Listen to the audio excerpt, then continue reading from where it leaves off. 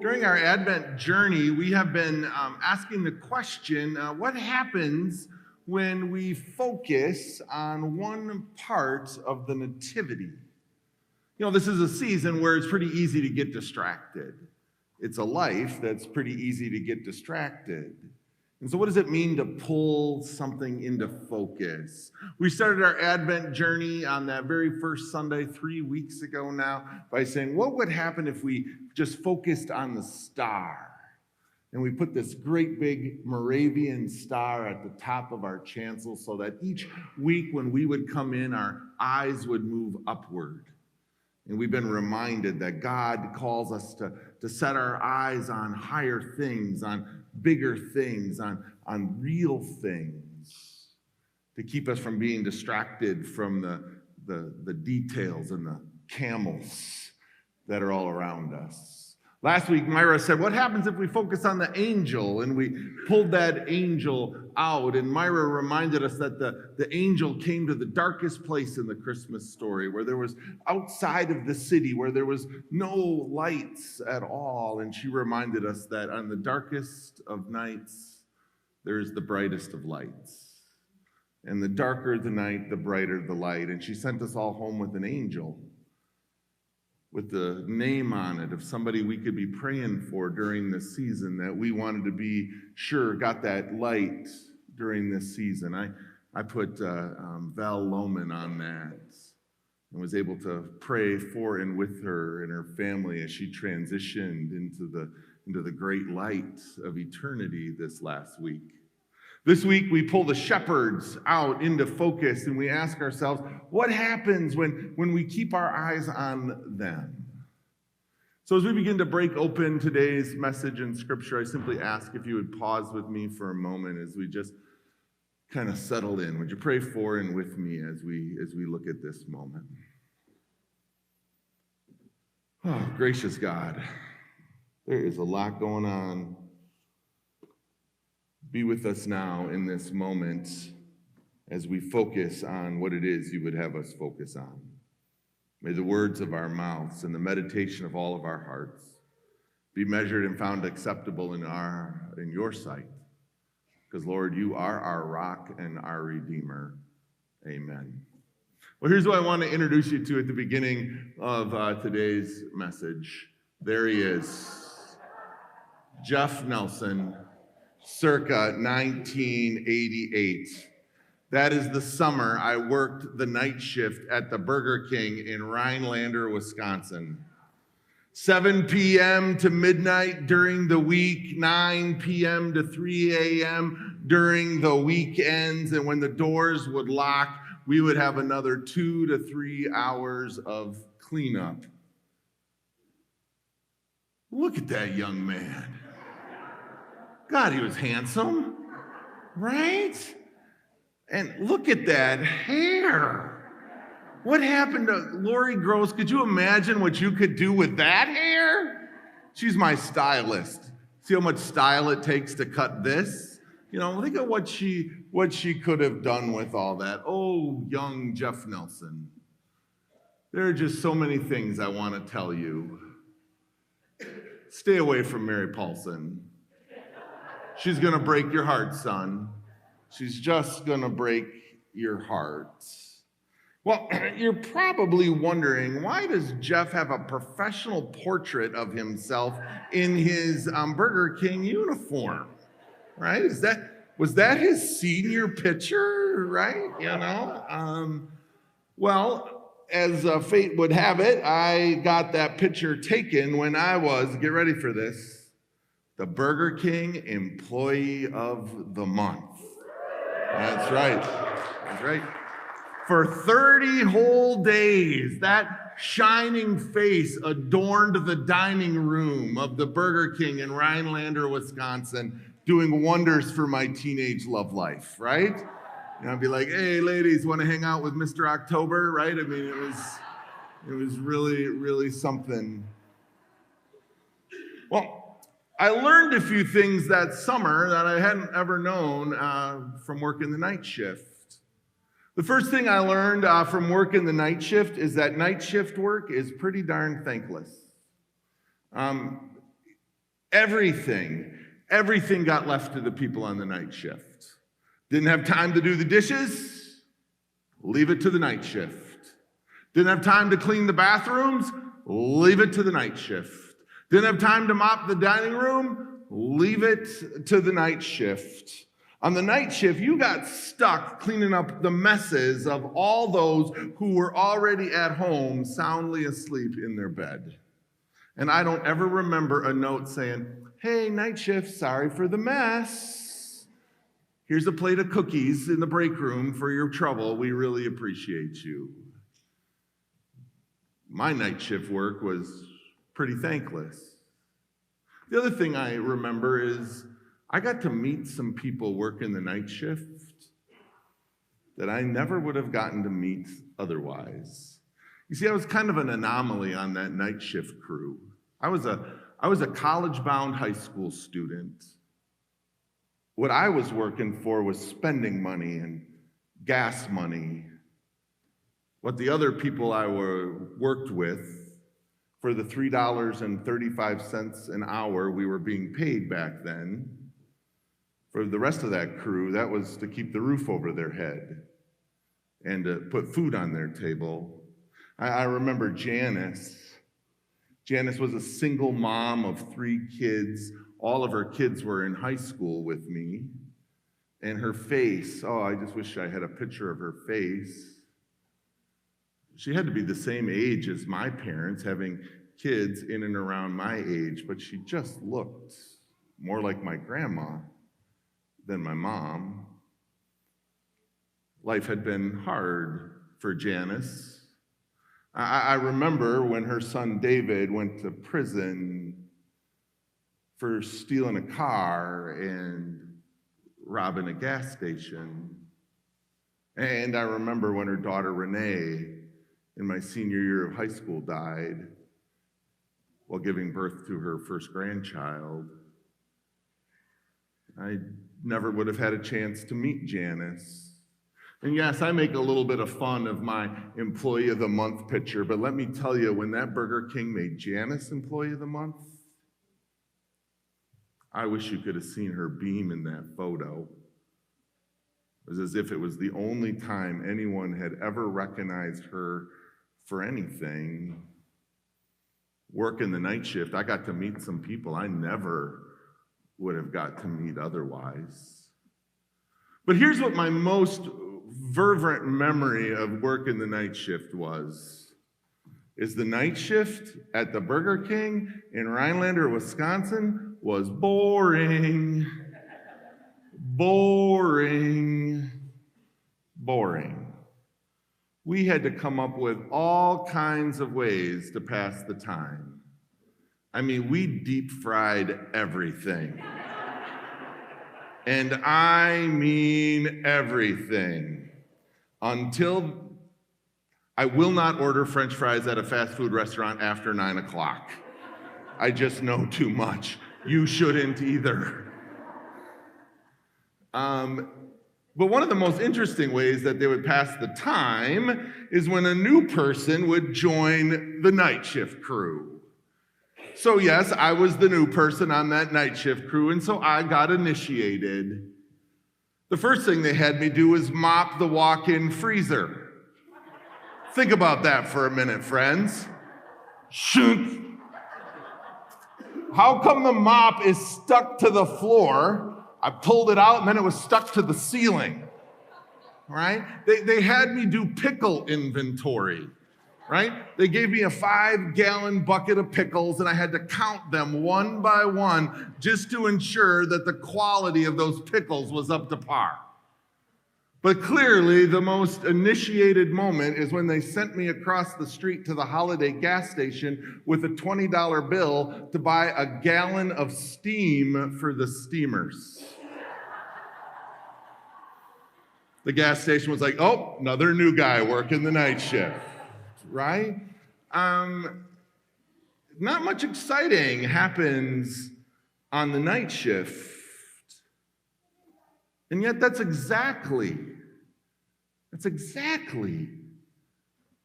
where the Christmas story that Dominic just read takes place. the Christmas is announced first to those folks working the night shift.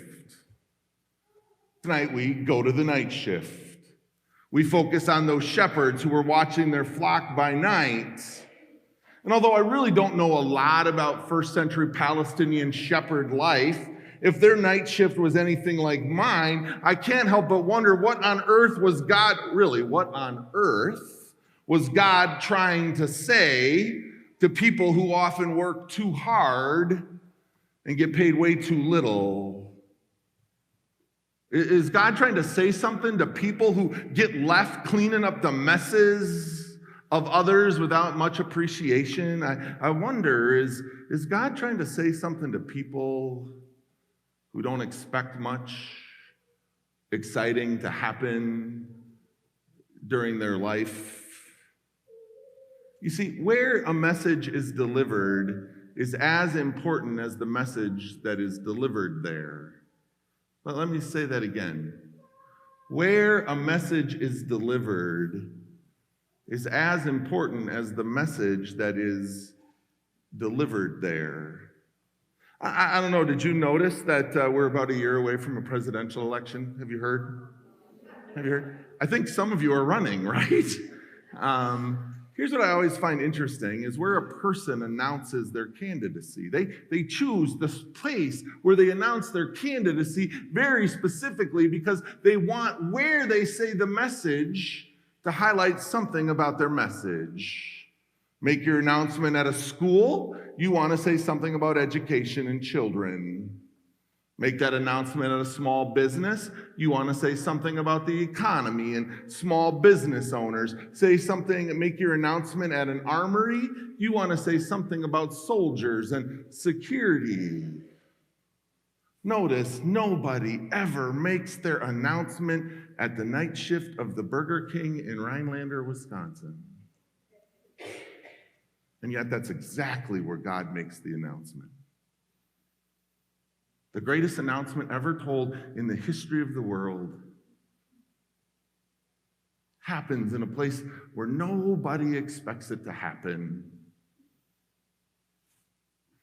Shepherds working the night shift have no influence. They have no power. They got no money to contribute to the cause. You're not going to get any real attention if you show up at the Burger King after midnight to let people know you've got good news to share with the world. And yet, that's exactly where God sends the angels to make this announcement about the reality of Christ. And what is that announcement of Christmas again? Let it sink in with you today. The announcement that the angels come to bring is that Christ is among us. That God is with us, and God is for us, and God came to us. And it starts by going to the shepherds working the night shift. Again, you got to ask why. Why would God make the announcement there? The most significant announcement perhaps in the history of the world, made to night shift workers. Because when you focus on the shepherd, the message couldn't be more clear. And the message of Christmas is nobody, and I mean nobody, gets left out of the Christmas promise. When you focus on the shepherds, the message couldn't be any clearer. Nobody, and I mean nobody, gets left behind in the promise of God among us. Make no mistake, God shows up first in the last place we expect God to show up, and God shows up first for the people who are often last to be included. You know what that means, don't you? That means you're included too. Yes, you. are included too. Nobody gets left behind. Not even you. And not even me. And boy, that is the good news. It's the best news. Maybe even the best of news. And I don't know about you, but I need to hear it again today. I need to hear it again every day. Because sometimes I feel like God has forgotten me. I know that might be hard to hear from your pastor, but it's true. I sometimes feel like the promises of God are available to everyone but me. I spend way too much time with people who have illnesses they can't heal from, and way too much time with people who have relationships they cannot mend, and way too much time with people who can't get out from underneath their bills or their debt. I've been praying for a guy from our church who's been looking for a job for the last 10 months. I asked him how it was going, and he told me it was soul-crushing. I need to be reminded today that the promise of Christmas comes for everyone. So I ask you today, if you're among those shepherds who feel like your life is working a perpetual night shift of the soul, that you have been left out or left behind or forgotten, then let me just be clear today that the angel's message comes to you and comes to you first today. Look, the angel says, I bring good news for you. I bring joyous news for you. I bring pink candle Sunday kind of news for you. I bring put on ridiculous Christmas sweater Sunday kind of news for you today, that this day, right now, forever, God is with you.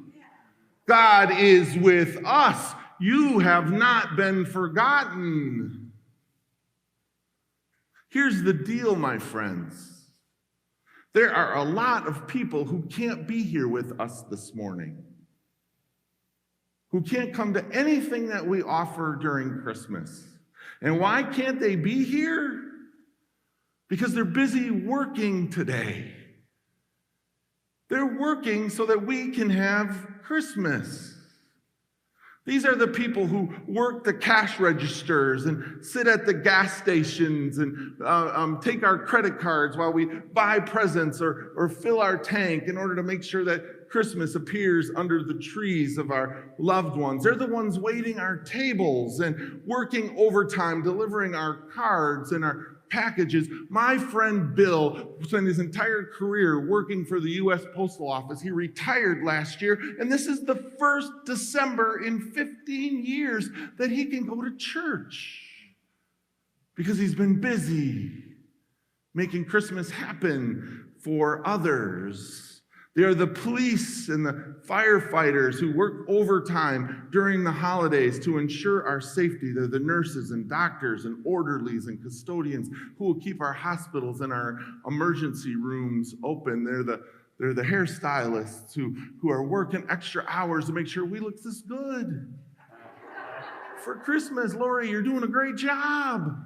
I'll see you on Friday, though. She's like, come on in. Beard's getting a little rough. And here's the deal. Most of those people are going to be unseen and unnoticed. I left Target the other day, and the woman checking me out, boy, she looked weary. Merry Christmas.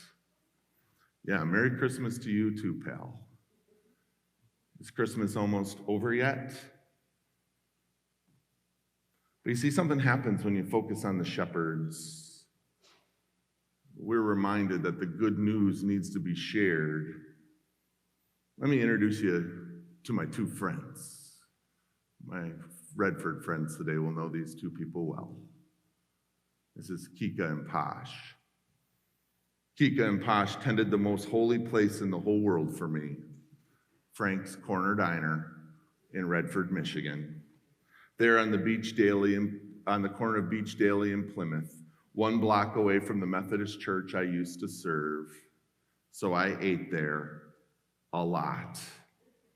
Posh and Kika were Albanian immigrants, and they have their entire livelihood tied up in that little corner diner. They are there all the time. When I mean they're there all the time, they're there all the time. And I got to know them pretty well over the 7 years that I lived in that community. But I can't remember a single time that they set foot in our church, or really any church for that matter. But they were God's messengers on that corner of God's kingdom. They brought good news to the world. They made Christ's love real because they tended to the shepherds of our community. They cared for Art. Art was a Vietnam veteran. He wore his POW cap and he covered it with American flag pins, and he still wore his camouflage pants with pride. Art never came home from that war. He must have weighed nearly 600 pounds. He ate his way through his nightmares and his post-traumatic stress disorder. And when his wife Veronica died, Art was heartbroken.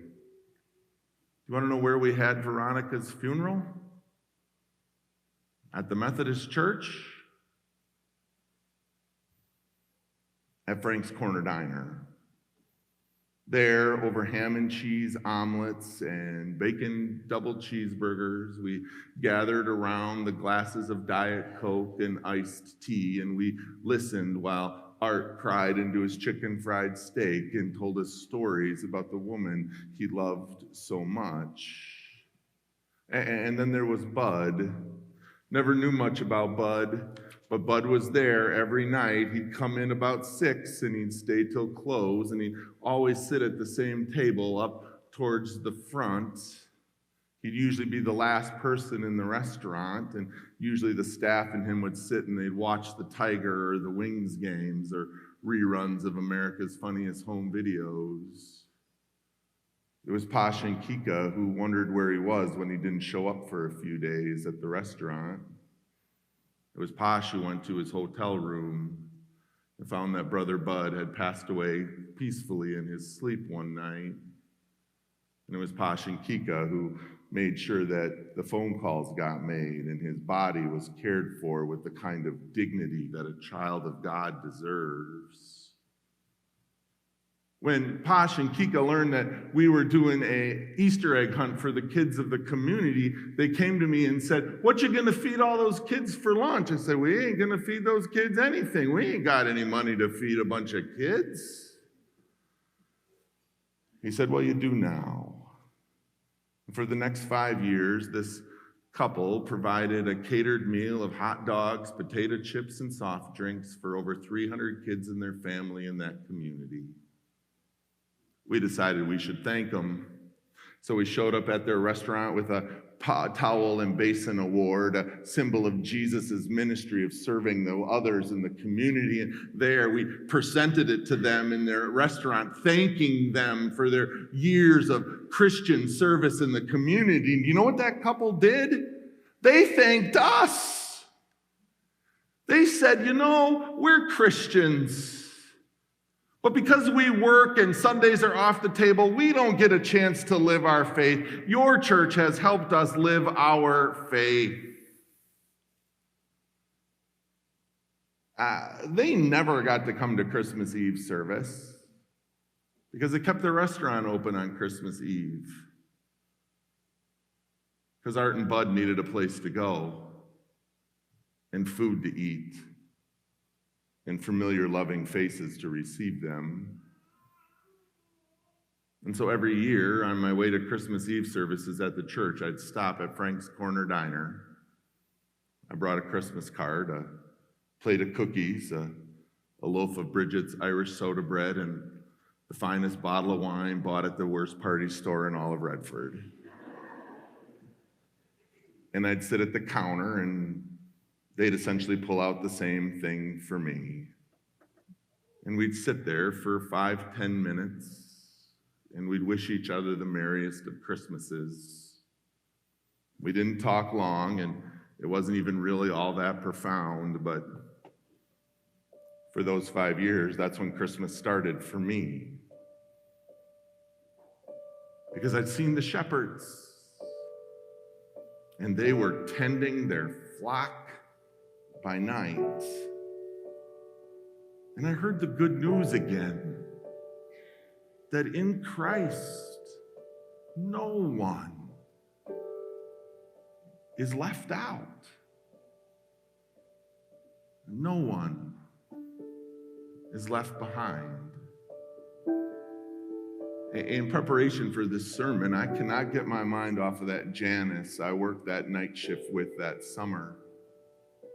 I don't know what life has brought for her since I've left my hometown. All I can hope is that she's heard the good news and that she's had some better days. Because better days, that's the good news the shepherds need to hear. In a minute, my good buddy Pete's going to play a song exactly about that. And the stars are going to shine bright. And I sent my good friend Jeremiah out into our neighborhood with cameras and said, go find those shepherds who can't be here today because they're working today. And as their faces come up on the screen, let us open our eyes to the full inclusion of God's Christmas promise. And pray for better days, for them, for us, and for this world we get to call home. Pete?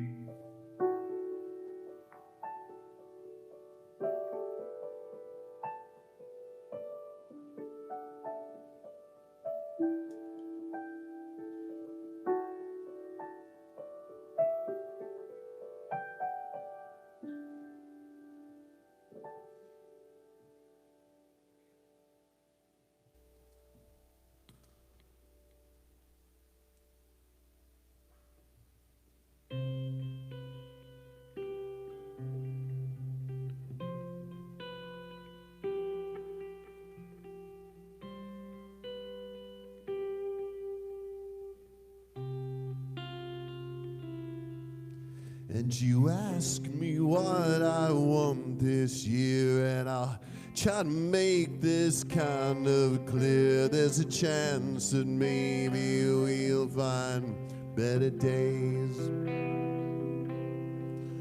'Cause I don't need boxes wrapped in strings and desire and love and empty things. Just a chance that maybe we'll find better days.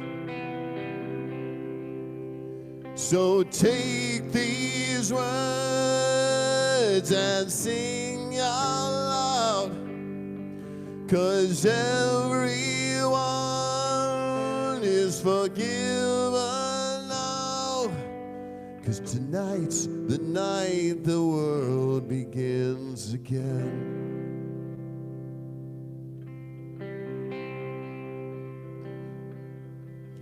And it's someplace simple where we could live, and something only you can give. That's a faith and trust and peace while we're alive.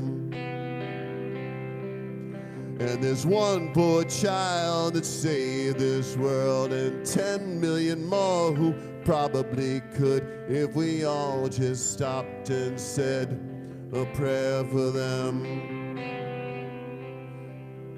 So take these words and sing out loud, 'cause everyone is forgiven now.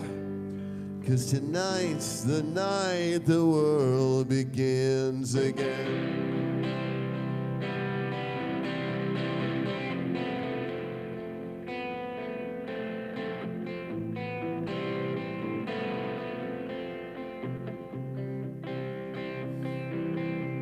I wish everyone was not tonight and somehow stop this endless fight.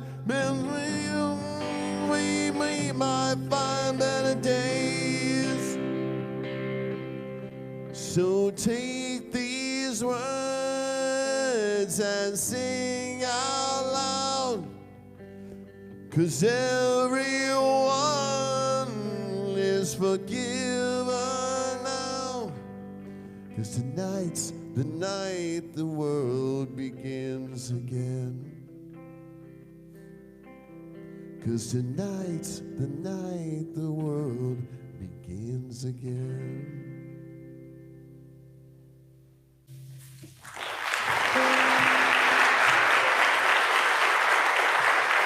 Hey.